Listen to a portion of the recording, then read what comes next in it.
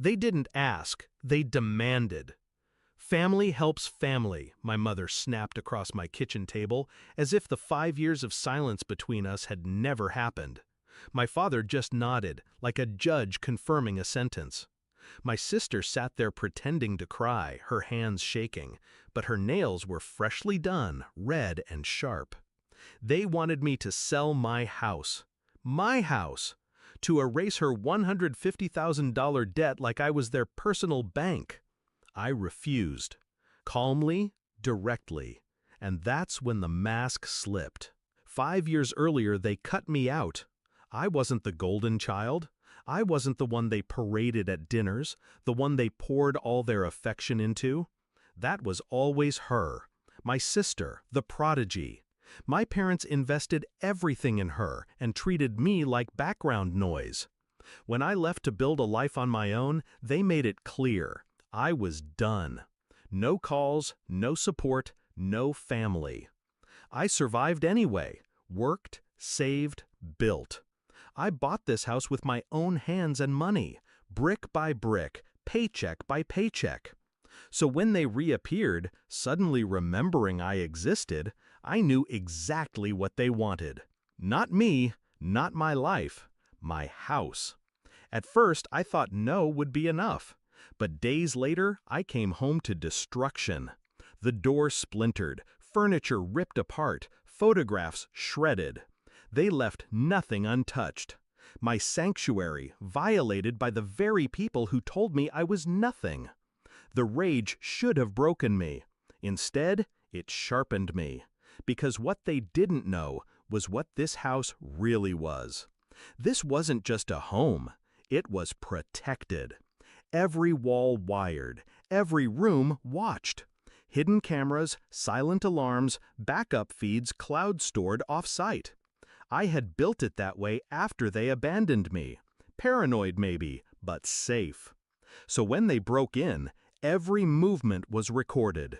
Every smashed plate, every slur they spat about me, every laugh.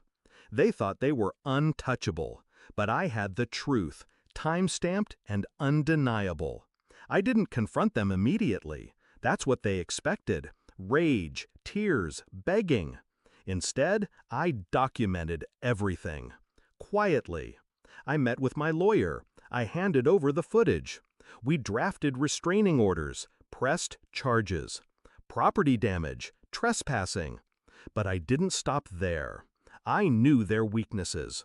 My father's reputation as a respected businessman. My mother's charity events, all about image. My sister's upcoming wedding to a man who thought he was marrying into a perfect family.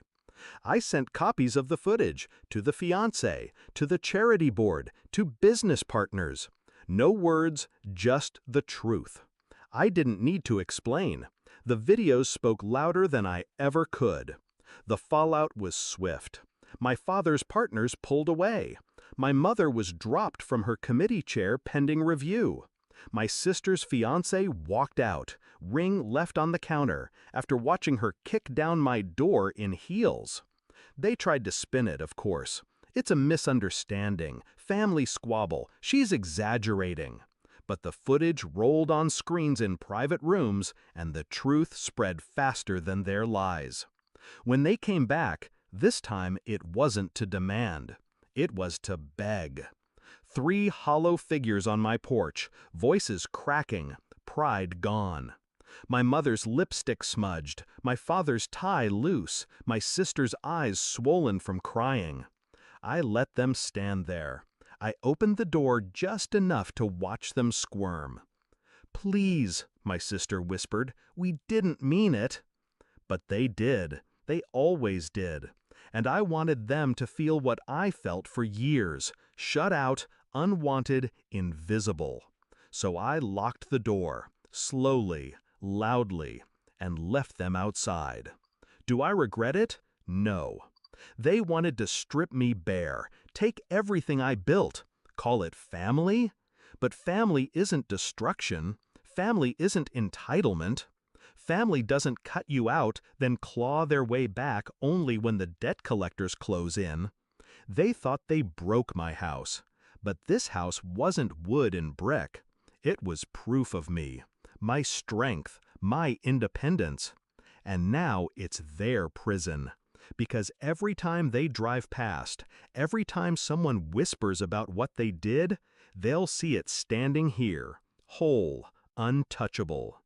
They destroyed everything inside that day, but they didn't know this house was already a weapon, and I used it to bury them.